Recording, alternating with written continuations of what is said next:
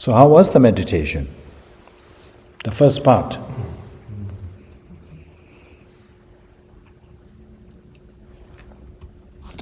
For me, it takes few minutes just to find the object of focus. For example, if you wanted to focus or rest your mind on the sensation of your breathing, it is not easy to find that sensation. Once you find that, and then you can feel that it's getting stronger and stronger, that's a good sign.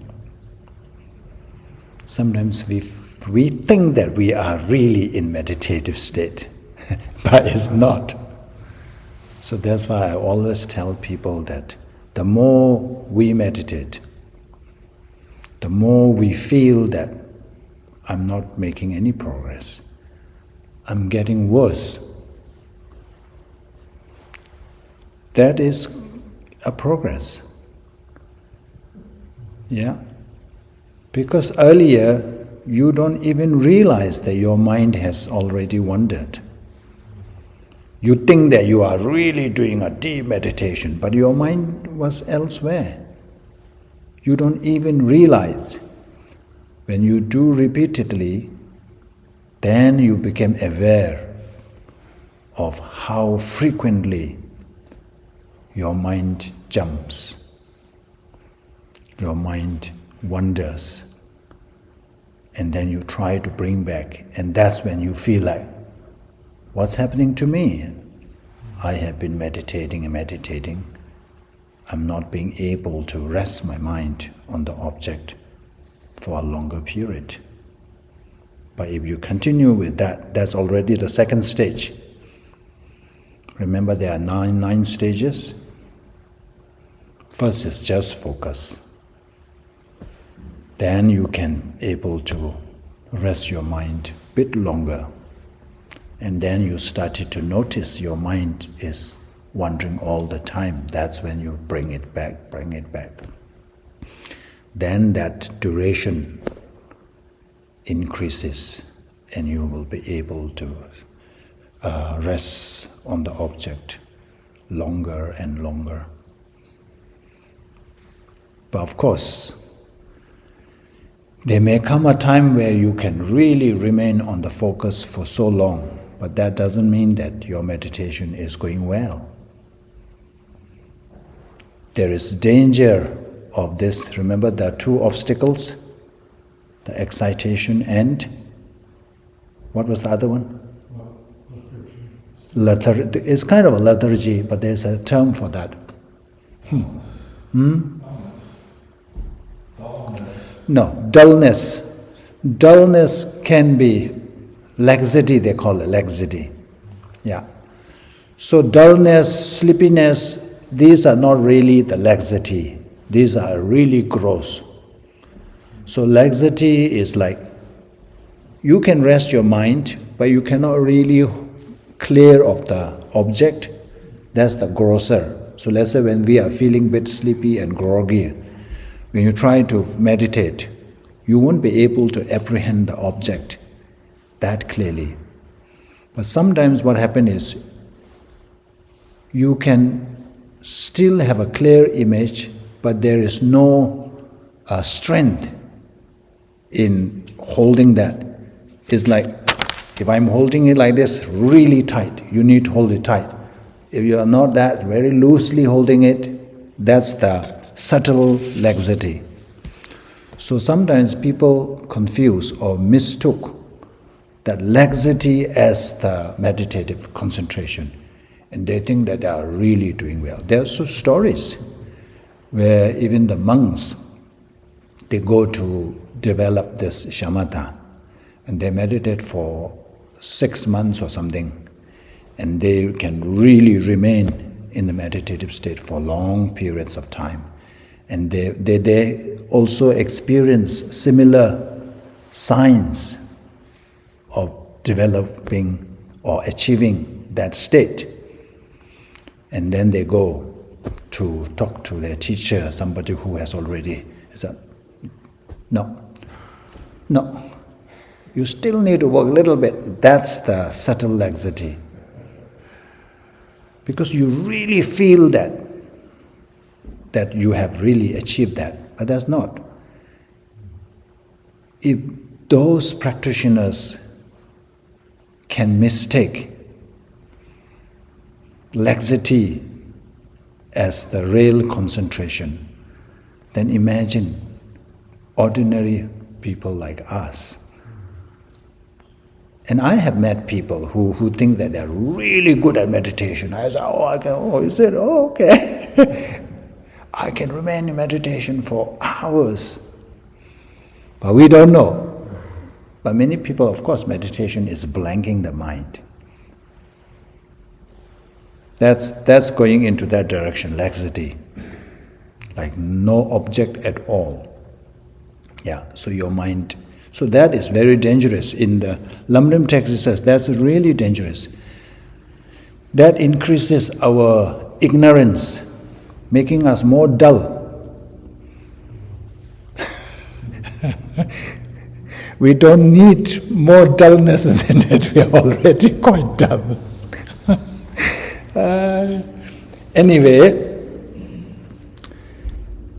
so that's that. So now let's get back to our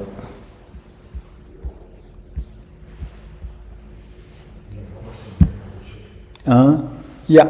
Just how this space and the people and you very still.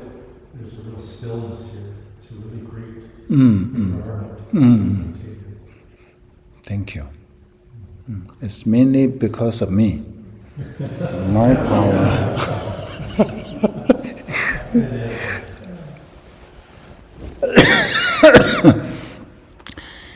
Yeah, so where are we? Did we finish this? Okay. So where are we? Do you recall what we talked about in the last class? What we are discussing? This is 147, 39, 47, 147, okay.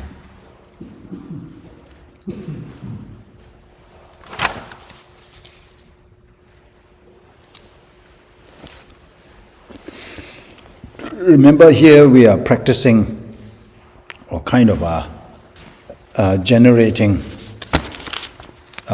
jealousy or envy, competitiveness, and then this berating attitude in relation to three different kinds of people.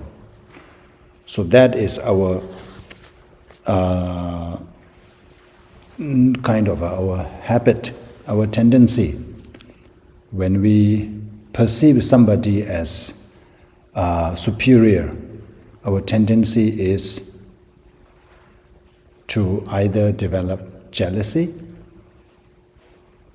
and then when we feel somebody our equal, so tendency is to compete, this competitive attitude. And then when we perceive somebody as inferior to us, our tendency is to look down on them. So here, in order to counter those attitudes, so we are using this to reduce this, to tackle this. So here we exchange. Whenever we feel that, whenever we perceive somebody, let's say inferior, and when this attitude of denigrating the person, attitude of this arrogance arises within us, then we start exchanging ourselves. Put the other person over there and take the role of this one, and then you look at that person and kind of consciously engender this arrogance or the deriding attitude. So this if you take this seriously, I think this is very effective. Because this not only helps us to counter that, it really gives us the look at how arrogance is. Tibetan we use pride, how pride is, this egoistic pride, that I am so great, the others are not, that kind of attitude. So it really gives a glimpse into that.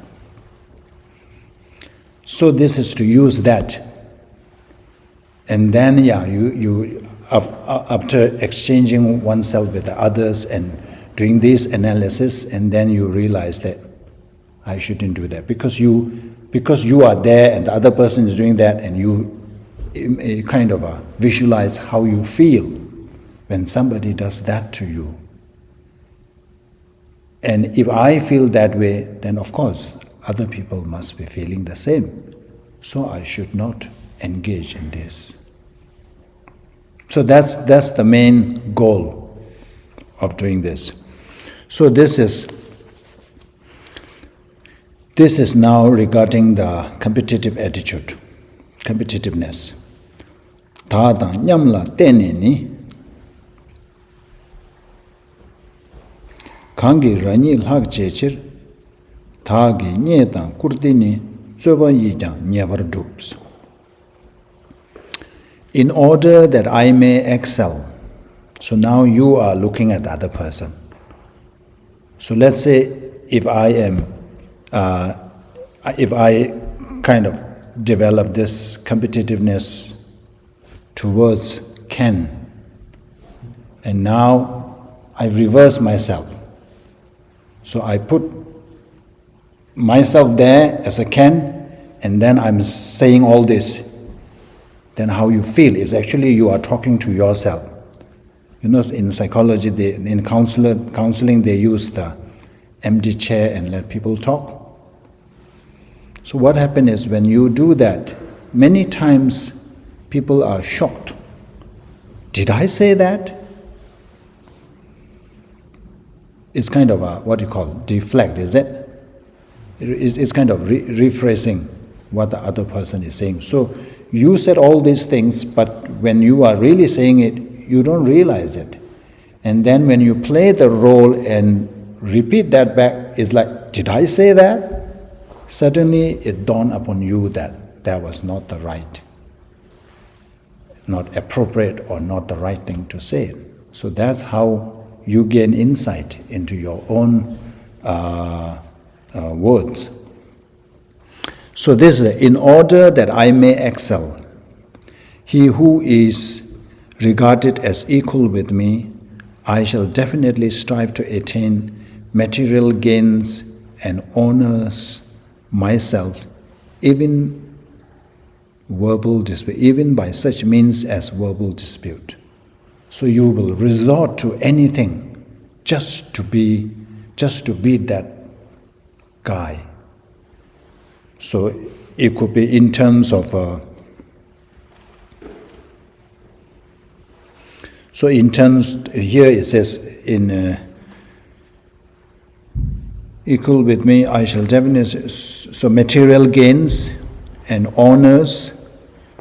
So we in Tibetan we have tada nyambal teneni kangi rani lhaji tagi nyeda kurdini tsoba yijang.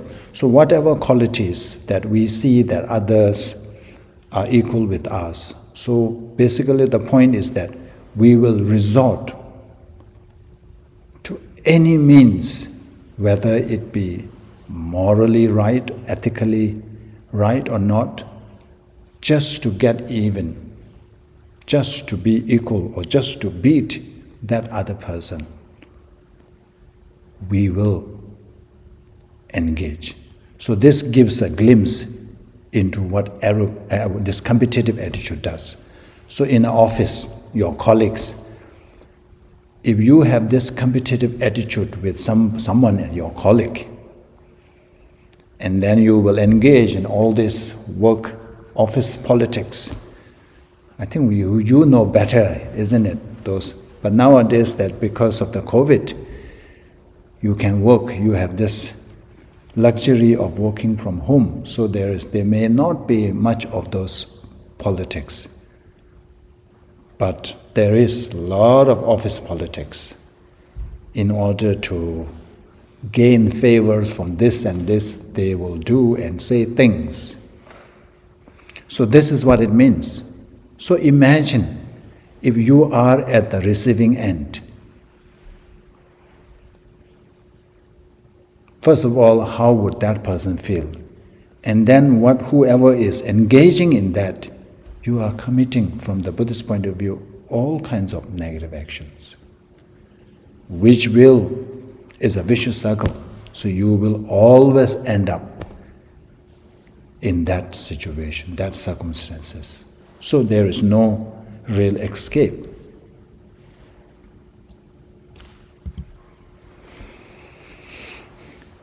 Chine taagi yondeni jigden kunla sewa tang shenyang di yonden gang suijang tubar minjur chaas. This is also true, isn't it? By all means, I shall make clear to the entire world all the good qualities I have. But I shall not let anyone hear of any good qualities he may have. So we never really look that closely at this competitive attitude. When you have that, it drives us to do this.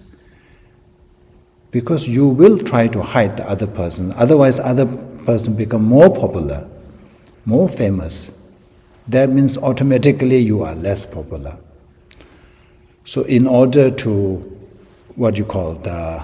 equal the scale, or even in your favor, so you will engage in, I shall not let anyone hear of any good qualities he may have. The person may have good qualities,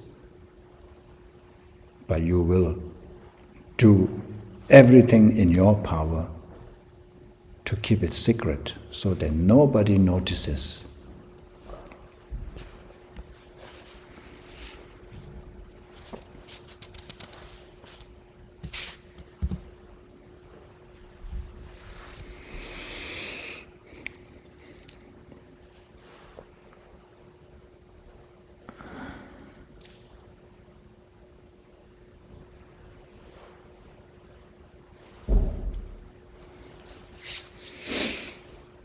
Taagi kyönyang ba chashing, tani chujur dilamin, tading nyeba le nyeshing, tani kujur dilamins.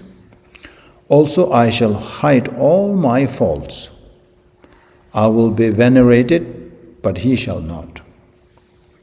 So the reason behind hiding my fault is that if my faults become obvious to other people, then people will stop venerating me. People will stop making offerings to me. So these are all teachings are given to the monks. So monks rely on people's offering. So that's why it's coming. So there's this danger. So I will hide all my faults, no matter how big, how huge there may be, so that I will be venerated. But I will make sure that people hear about his tiniest faults, so that he will not be, venerated. He will not be supported in terms of material gains, and also not accord respect. I will find a great deal of material gain. I will be honored, but he shall not. So that's what happens.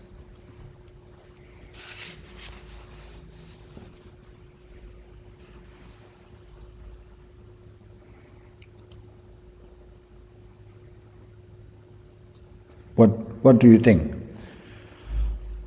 How about if we don't have competitive attitude at all, then how can you be successful in your career? How can you climb the ladder?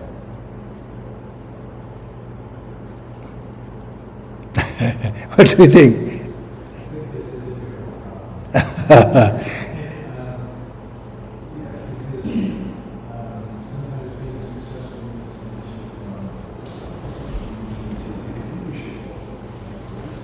Mm-hmm.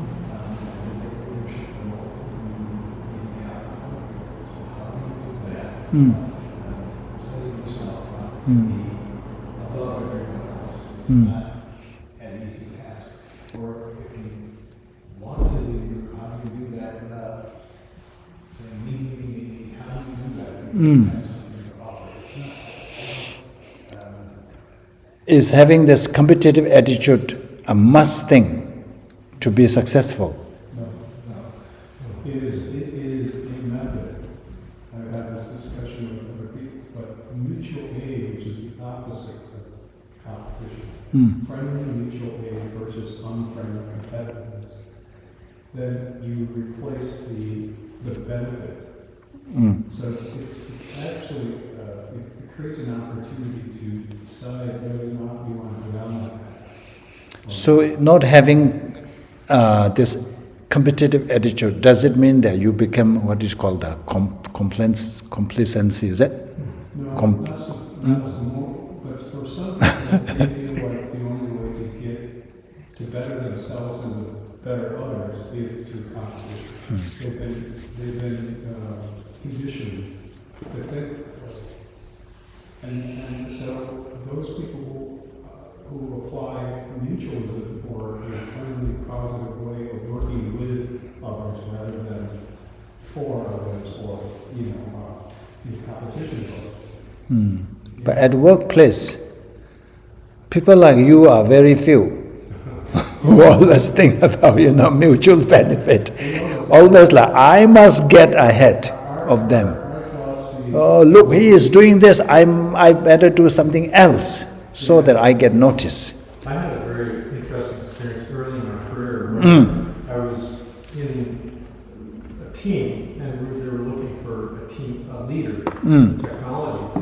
And all my these were friends. And I thought, so I stood up and I said, well, I'll be the leader in a manner of speaking. And so then they all went to the chief scientist, who was a very, very nice man, and they complained, and it surprised me. So he had a meeting with me and he said,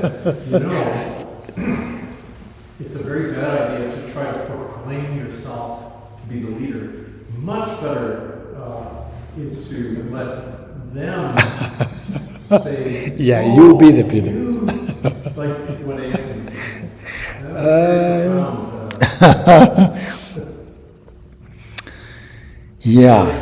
profound.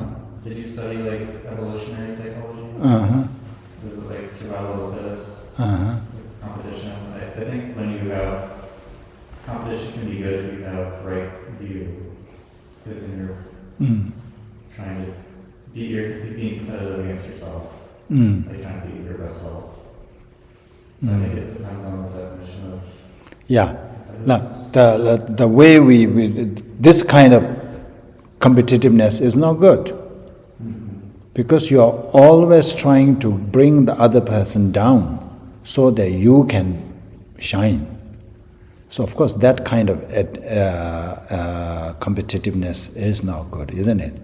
You may be successful for a short period of time, but eventually people will see your true color, and then begins your downfall. So, I think that you touched on the important part is that you're not doing it for yourself, you're doing what you're doing for the benefit of others, those around you. If you do that, it's not competitive, it's not destructive, and people will not feel that you're beating them or trying to step on their heads. But it's a bit difficult, Let's say in this group, if I feel that I am really doing something for your benefit or something, then I will never have this kind of thinking of bringing down for me to shine up, and they shouldn't even arise this attitude at all, isn't it? Yeah. So of course. So anyway, this is never ever have this kind of attitude. So that's the whole point. Because it may seem that you will succeed or there is some gain in doing that, but it can be temporary. But long term, I don't think so.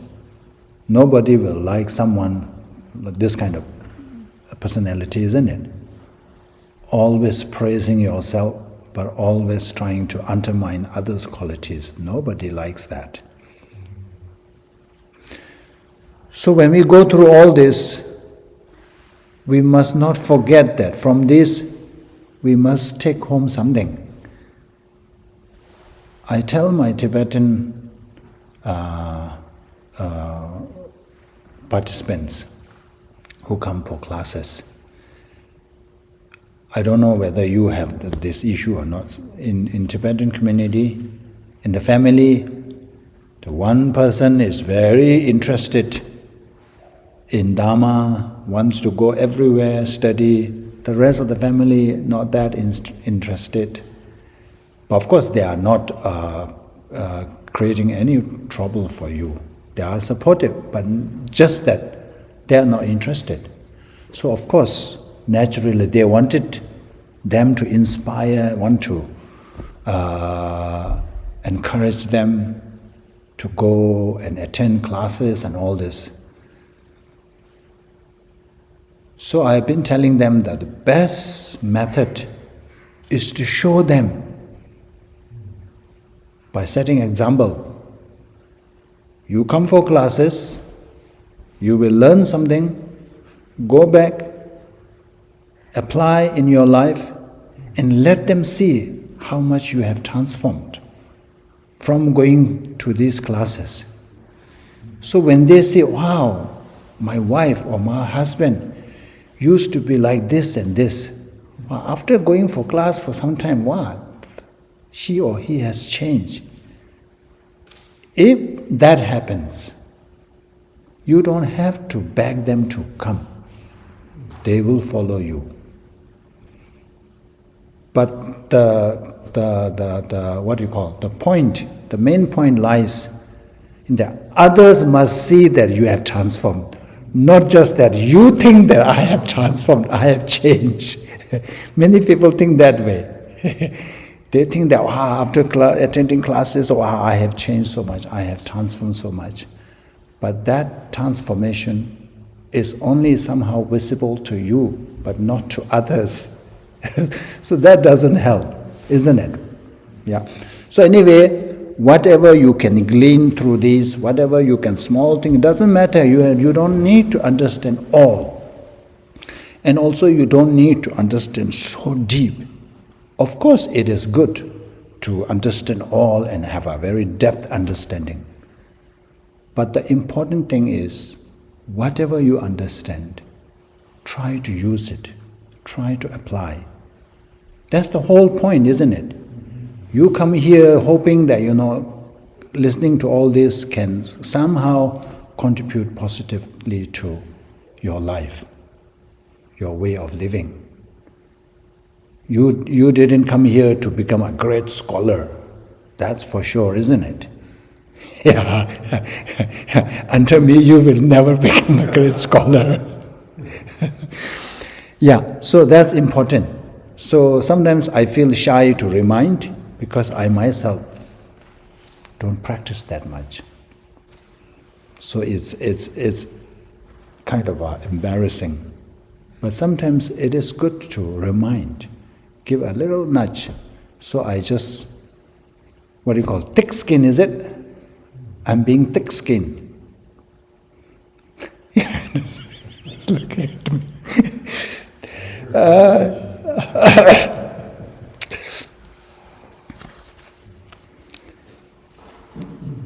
But not like laziness and competitiveness be like the opposite of the spectrum. It's like, if you're not competitive, then you're just giving up. Yeah, laziness and activeness, being active. So being active doesn't mean that you have to be competitive. You can be active, but doesn't need to, compete with others. Look for something to compete, isn't it? But even competition within yourself, like with your meditation or your wandering, like, well, I want to do better and be more focused. Yeah. That's still like a competitive. Yeah. So meditation, or even just to get further, to progress. So it's never a good method to have this kind of competitive attitude. It's always finding joy.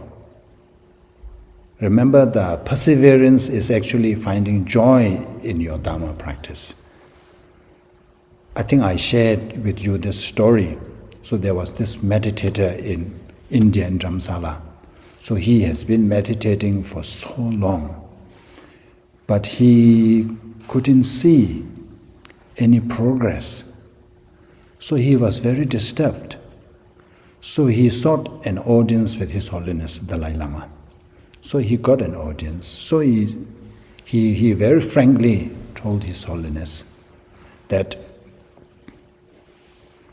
I have been meditating for so many years, but I really feel that I'm wasting my time.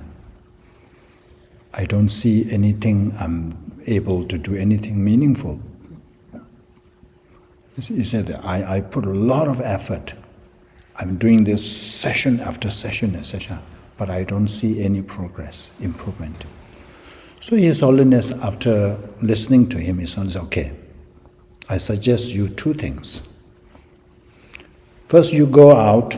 After this, you go and kind of observe. There's a Dharamsala, there's a Meghalaya, there's a tiny, very busy street. He said that you just observe what people are doing in that street. And then when you go home, when you arrive home, read the Lamrim topic on the topic of perseverance. So he was very curious. So that was not advice that he was expecting. So anyway, he went out and he just observed. He stood at the corner of the road and then observed. It was kind of, even though it's a small street, it's really a, what do you call, hustle and bustle. It's very active, busy, people going here, then at the sides they have these stalls and people buying and selling all this thing. So he observed that, and then he realized, there's a point. All these people, when you really look from the Dharma point of view, it's meaningless. They are very active, keeping themselves up, but nothing in substance. Nothing even to help after this life. Let's forget about Buddha and all enlightenment and nirvana, all this, forget. What they are engaging in is really mundane. So then he realized, that's what His Holiness is pointing. What I am doing in my cave, meditation, compared to that one, is very meaningful. So now, he was very energized. He really wants to go and read that topic on perseverance. And he read through, of course, in perseverance, the highlight is that, emphasis is that you need to find joy. The definition of perseverance is finding joy in Dharma practice. So even though you are really working hard, enduring so much hardship, but if in the absence of joy, then it's not perseverance. It's hard work, definitely it's hard work. It's not perseverance. Perseverance in Tibetan is called tsundu. So it's not tsundu, it's not perseverance. It's hard work, definitely. You are working hard. So when you find joy, then completely different. Isn't it? Yeah. I told you that one time I got so interested in this I sketch up, the architectural drawing. So you can get, nowadays is not, you can get the free version, SketchUp, so you can draw a building and then you can even have a 3D, you can have a wall and all this thing. So I was in the early stage of this, introduced to that one, and I like to do drawings for the house, the architectural drawing. And I took out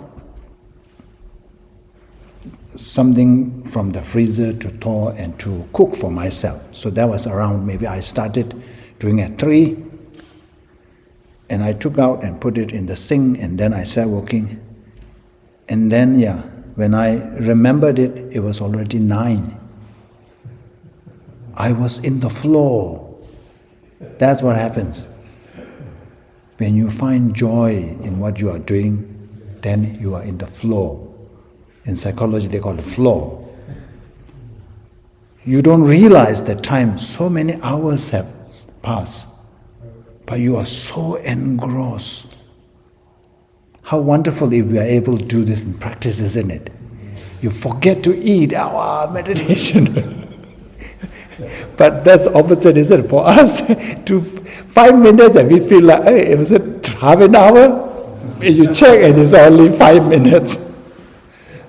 Okay, let's pause here and have our tea break. You see, when it comes to break, it seems very short, isn't it? Even though it's 15 minutes, but in class it's like.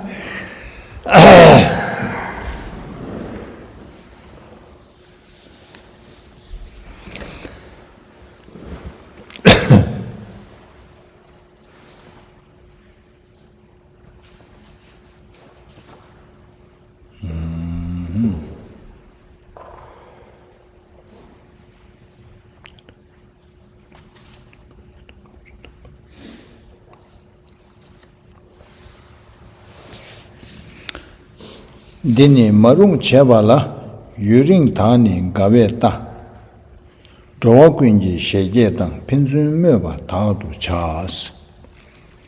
So this is, we are still continuation of the competitive attitude. So this is rejoicing in the decline and destruction, is basically taking delight in others' downfall. So these are the faults when you have that kind of attitude. For a long time, I shall look with pleasure at his being made inferior. He will become the laughingstock of all, regarded among everyone as an object of scorn and derision. Do you say derision or derision? Derision. Derision, okay. So this happens when we have this competitive attitudes towards somebody else. So we never really look closely, we never really examine what goes in our mind. So these are part and parcel that comes with it. So now when you read it, it sounds terrible, isn't it? You think that, I am not like that. But when such arises, these are part of it, aspects of it. So that's why I say that when you do this kind of meditation, it really gives a glimpse into what it does. So then you realize that, I shouldn't be. I should never allow this kind of attitude to arise within me. So without looking closely, it sounds benign and not much of a, it looks like it's not dangerous at all. But now when you look at it, all these are happening.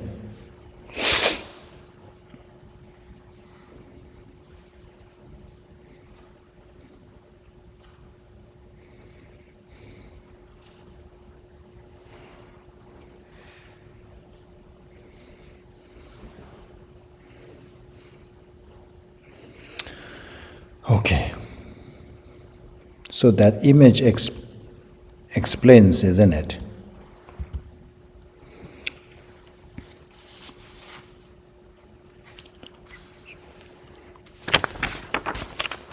So now we are moving on to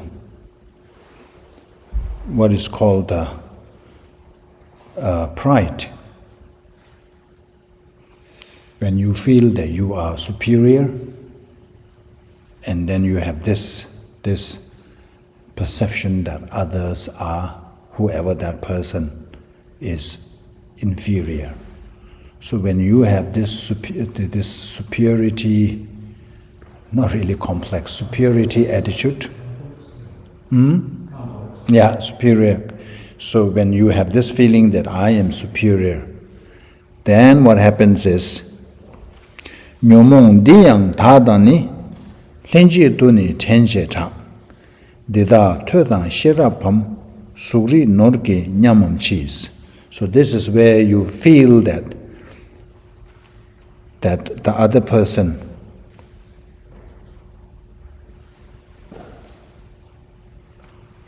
is like not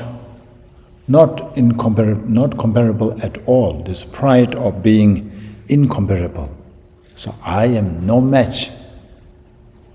It is said that this deluded one, so deluded is we are now looking at that person, one who is trying to think, one who you perceive that he thinks that he is equal to me. So that person it is said that this deluded one is trying to compete with me. But how can he be equal with me in learning, intelligence, form, class, or wealth? So you think that you are much better, far better in every aspect.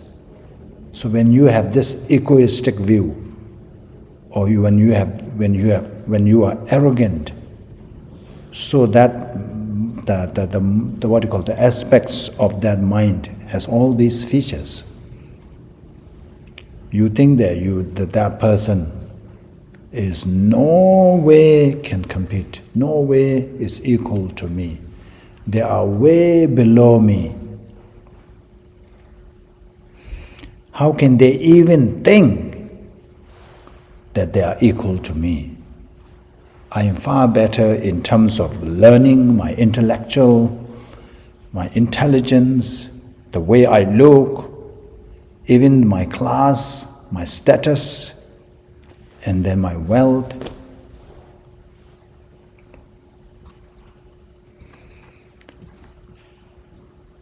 So these are what you call we are prone.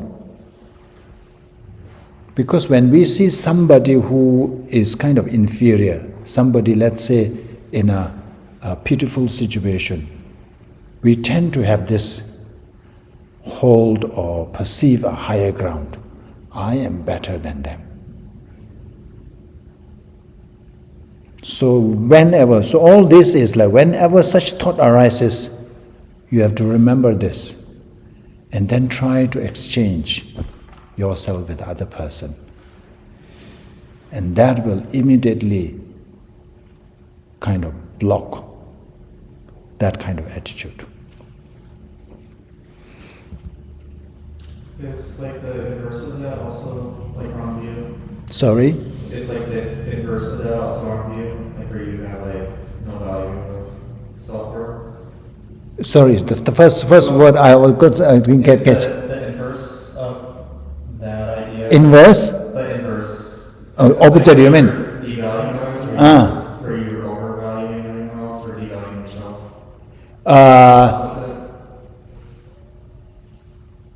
I'm still not getting your question. So, with that idea, So we are talking about this, that pride, that I am above, I'm superior, But the opposite of that is like no self-worth. No, you don't have to know self. Be humble, humility.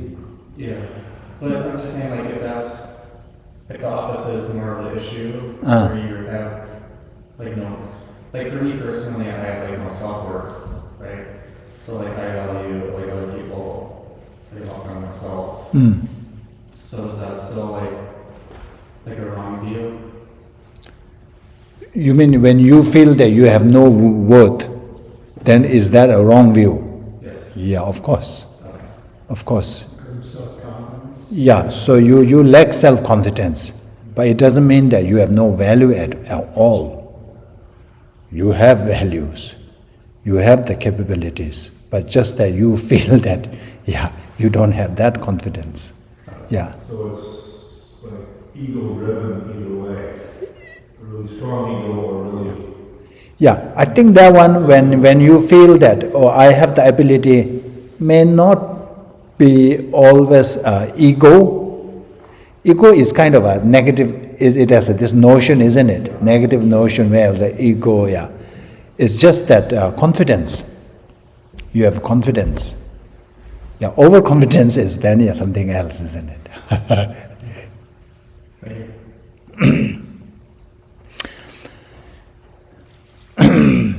Tedarkunla chaba tagi yonde töneni pudang gawa ke gyurbe tigi lani yonsu ches. So this happens.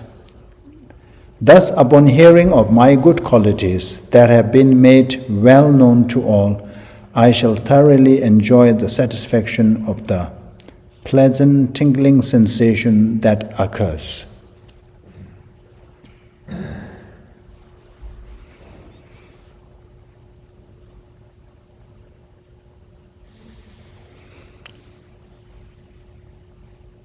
So thus, upon hearing of my good qualities, so you wanted to promote yourself, self-promotion. So here you are trying to promote yourself. And then basically saying that because of all my qualities, then people will, upon hearing all my qualities, they will, respect me, they will generate faith and respect me, and then I will enjoy that joy. So it is more like throwing at his face to that person. You see,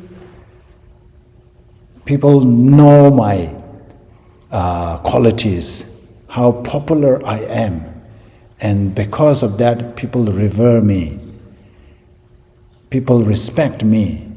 And I enjoy that. See, throwing at his face. So that's the bullies does, isn't it?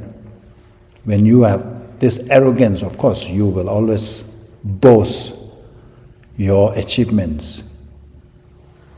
No matter how small it is, you will always boast and throw at people. So these are the aspects of having this kind of pride, egoistic pride. And not only that, chidendila nye yue jang kete ngai le chena dila chowa tsam chine tagi topge telang chas.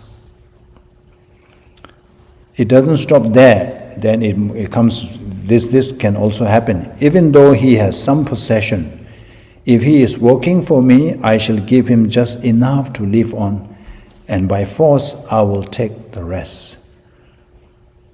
So you will take away somebody's possessions or all this only when you feel that you are superior over them, when you perceive them as inferior, when you feel that they cannot do anything. They are the weak ones. That's kind of the bully attitude. So bully will only attack or bully those who they feel that they are weak. So when you stand up to them, that's it. So when I was reading this, I thought that these are the really, really excellent teachings. First, I was having difficulty understanding because it can be confusing because you have to exchange, and then you are trying to develop kind of engender envy, pride, and then this competitive attitude. But then it really gives a clear picture of what these three types of attitudes are. And we never really think about it. So these may happen when we have this kind of attitude, this view that others are inferior. I can do anything. I can bully them. I can take their belongings, their possessions. It's like you have control over them. Isn't that why intention is so important? Mm-hmm. Because it counteracting those habitual tendencies. Yeah, so when you have this kind of thing, these are bound to happen. The one that really drives you is because of this view that I can do anything because he is inferior to me. I am superior. So it deludes you with the delusion, but it puts you on a plane where you feel you have the privilege to do that versus treating the other person as with respect, equal. If you cannot treat them with respect, at least treat them with equal, isn't it? Then you are less likely to do all these things because he's equal and he can get back to me.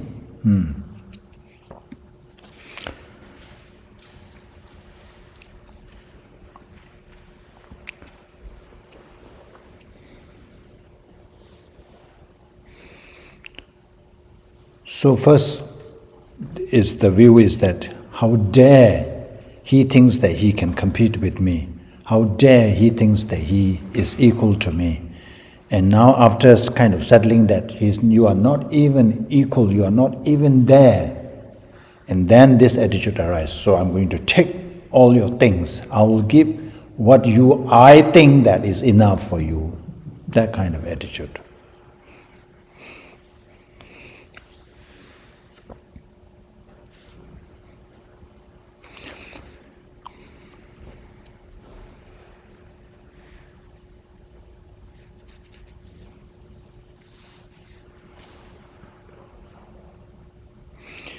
Dini tele nyamja shings Dagi nö dang tak char chas. His happiness and comfort will decline and I shall always cause him harm. So that follows.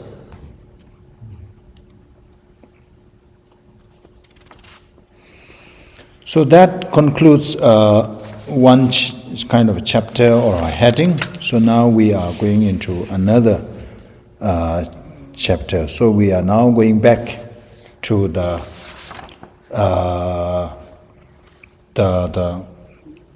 kind of recap,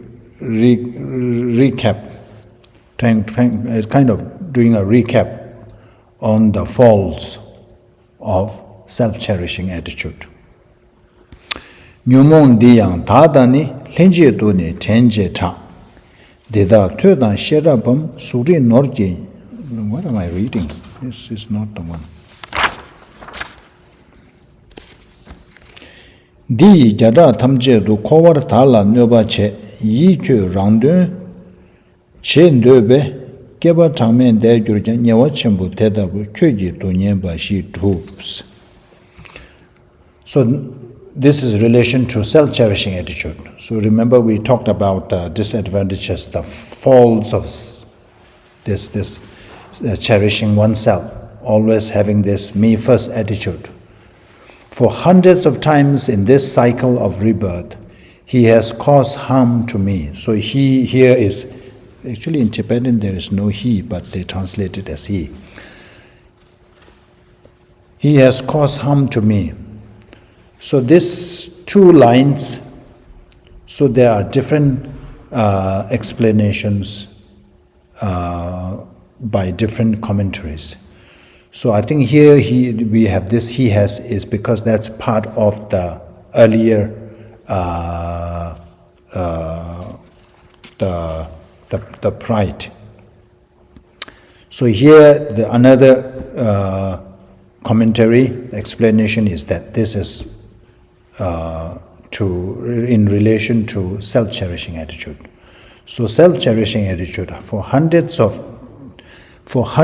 times in this cycle of rebirth, he has caused harm to me.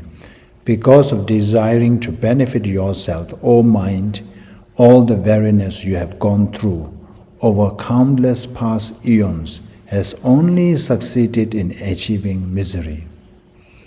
So that's the Dharma point of view, that we have taken so many countless lives in the past. And each life, we have worked so hard.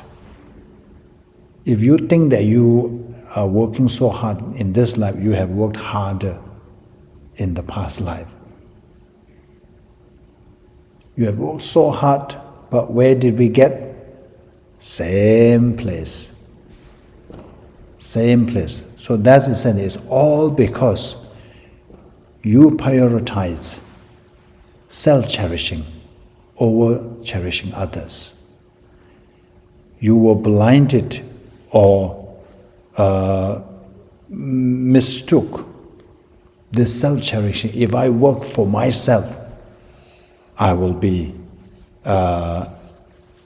free from all these sufferings and sorrows. But life after life, we are still in cyclic existence, still hasn't found our, freedom. Remember we said that all the good qualities come from cherishing others. All the bad things come from cherishing oneself. So my question is, if that is the case, we have arhats. You know arhats. So arhats have achieved liberation, freedom from suffering. They cherish themselves. So why? How can you explain that? Because they either are motivated by attaining it so they can help others, or No, they don't have intention to help others. They are like self-liberation. I don't care about other sentient beings. As long as I get there, that's all. motivation would be to save themselves from suffering. So there's two kinds of ignorance that practice. One is ignorance of the way things really are, and the other is the ignorance of the selflessness of ourselves. So the selflessness of persons, selflessness of phenomena. No, there's nothing to do with selflessness of this view thing, view part.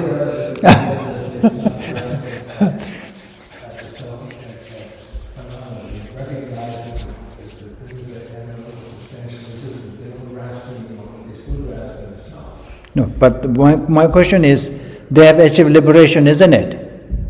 But then in the Shantideva says that if you only care for yourself, you will always end up with suffering. And arhats have end up with liberation. Okay, think about it.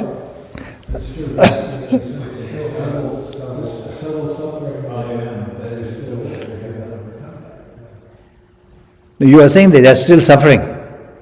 Well, yes, it's still are. Yes, because they haven't got the. But they are liberated from samsara. They're liberated in they're halfway liberated, I would call it. But isn't the view that to forego that liberation is a more potentially worthwhile goal to continue having rebirths and helping others? So even though someone might have a choice of being liberated, they might forego that to help others reach that point. So my point is the arhats, they have put themselves over others. So it is I don't care about the mother sentient beings. I just want to liberate myself. I just want to get out of samsara because I cannot bear to undergo all these sufferings. I don't mind others if they want to in suffering. That's so worthwhile because we have people like reaching, like being in samsara, but potentially it's more worthwhile like continuing helping others achieve that. Like it doesn't have to be like they don't have to be mutual, right? They can be like separate situations, right? Like there's not maybe like one path, maybe multiple paths. Yeah, of course there's multiple paths. But what I'm saying is, even though they prioritize themselves, it is more of a self-cherishing attitude. They nurture that self-cherishing attitude, but the end result is liberated. And Shantideva says that as long as you nurture that self-cherishing attitude, you will always end up with suffering.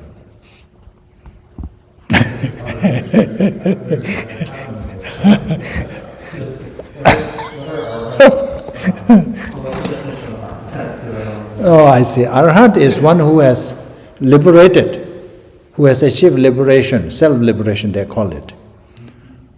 So there are three paths, yeah? 3 journeys we can take.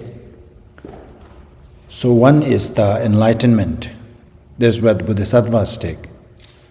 So they wanted to reach that Buddhahood or enlightenment because they know that just achieving liberation is not enough.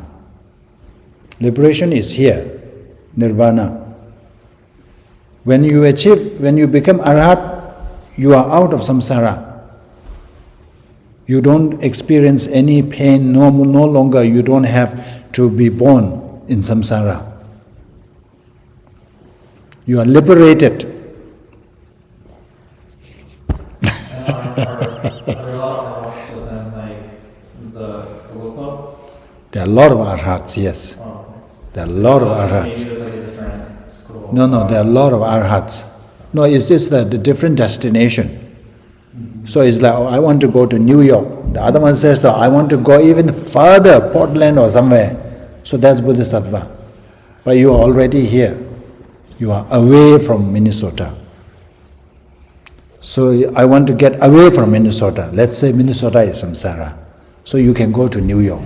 You can even go to further destination. So Arhat has gone to New York, but not to Portland or something. Yeah. Anyway, think about it.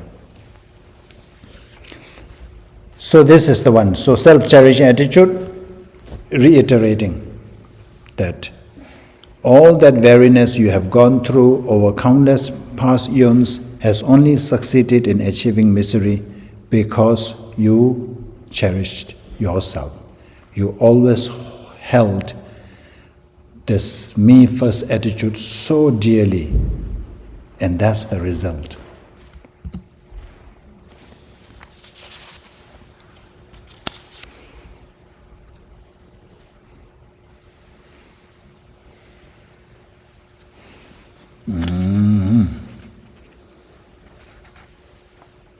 So this is what, 156. Okay, I'm still 156.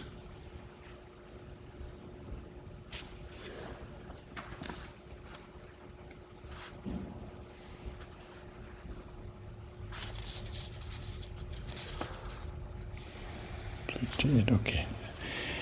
Tedarange varashenda gis tuanla rabdu ju gitang tubekane meluwe teyi yonden chi tong gyurus. So now praising the self-cherishing attitude. Therefore, I shall definitely engage myself in working for the benefit of others. For since the words of mighty ones are infallible, I shall behold its advantages in the future. So Buddha's words are valid. So it cannot be wrong. So Buddhas have repeatedly said that if you want to achieve lasting happiness, then you must cherish others. So therefore, from now on, I shall definitely engage myself in working for the benefit of others because I aspire happiness, lasting happiness. I want to achieve.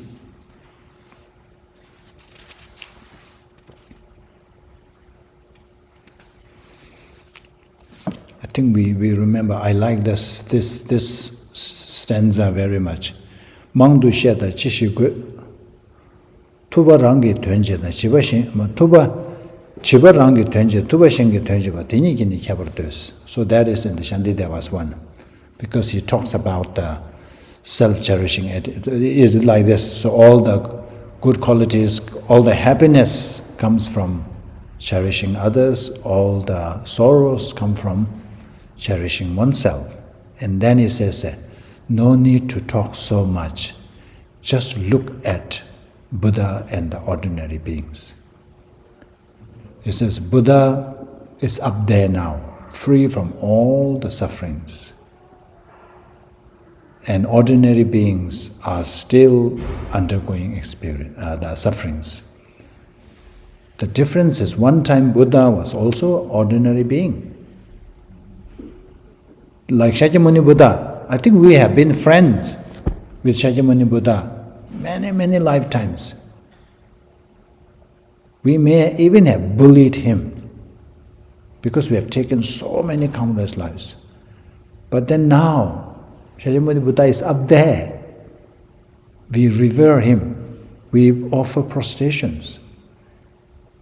Why he is up there and why we are still here is because Shakyamuni Buddha has prioritized cherishing others, whereas we still couldn't let go of self-cherishing others. We think that if we cherish ourselves, all the good things will come. So that includes arhats too.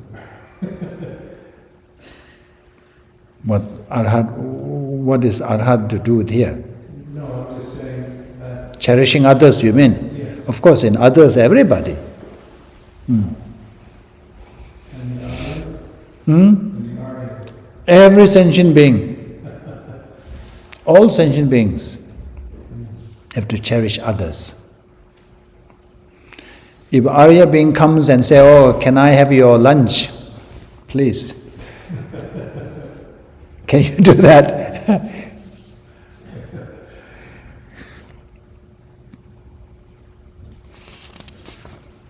Okay, let's go through a few more stanzas and then we will stop. So this is 56, 57, okay. Kedi kyöki ngatu su ledi chebar junani sanje pyusum temimba negab dindar gyurmisis.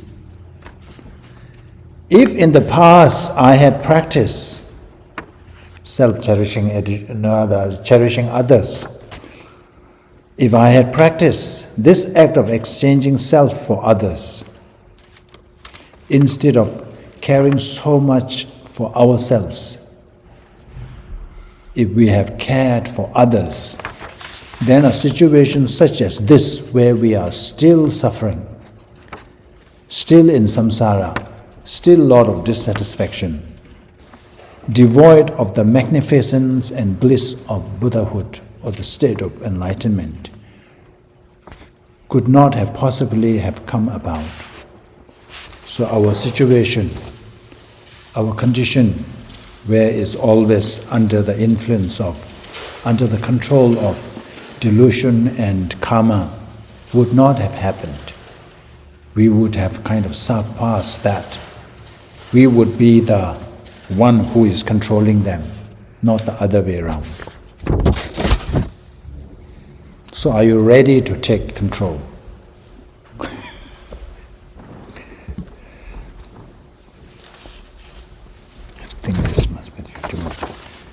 Tewe dedar shendagi kuwatagi tigbala kyuji nganzin chebatar tishin shenlang kombarchas.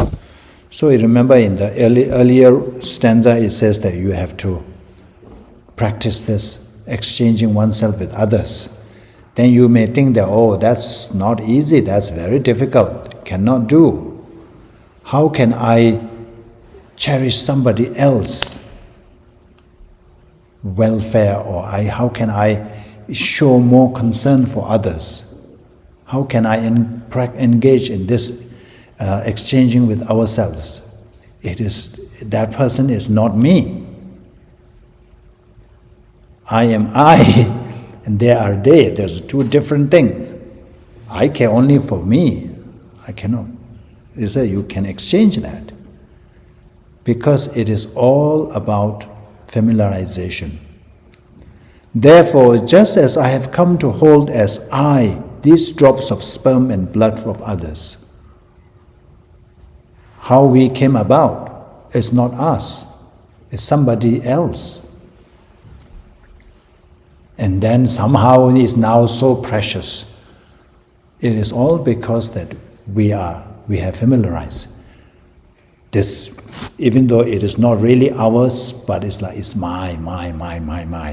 That becomes mine. So likewise, through acquaintance, I should also come to regard all others. So it is all about acquaintance, all about familiarization. The more we practice, the more we get familiarized with that, we will be able to treasure or cherish somebody else as we do to ourselves.